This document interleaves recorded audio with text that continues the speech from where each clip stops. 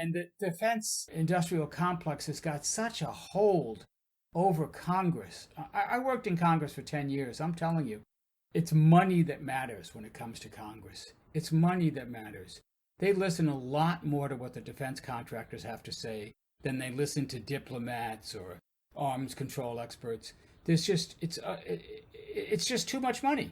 I mean, it's hard to believe, but members of Congress don't think it's a conflict of interest if they're taking money from defense contractors as in political contributions, taking trips funded by defense contractors, and then voting on what kind of contracts those defense corporations should get. They don't see that as a conflict of interest. But of course it is, and it's one of the underlying realities we have to deal with.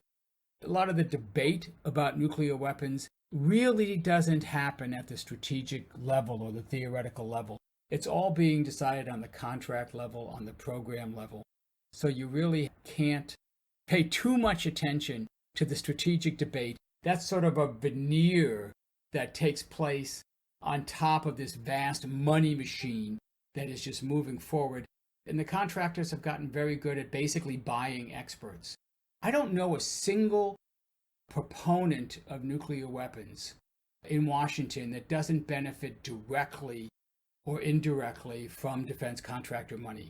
That is, there are think tanks like CSIS or the Center for New American Security that are heavily funded by defense contracts, or they're at consulting firms where they have contracts with defense contractors. Most of the people that you see quoted in the paper who are arguing for more nuclear weapons are either in think tanks funded by defense contractors, in states where they depend on defense contracts for jobs and bases and facilities, or are simply basically the defense contractors themselves in the millions they spend on ads in the newspapers, in online publications.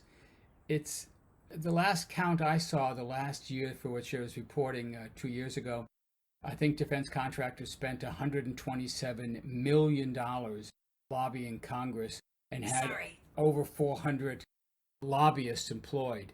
They'd simply overwhelm the Congress. They're embedded in the Department of Defense.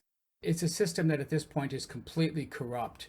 And I don't think you can rely on the structures we have to get objective assessments of what weapons we really need to defend our country.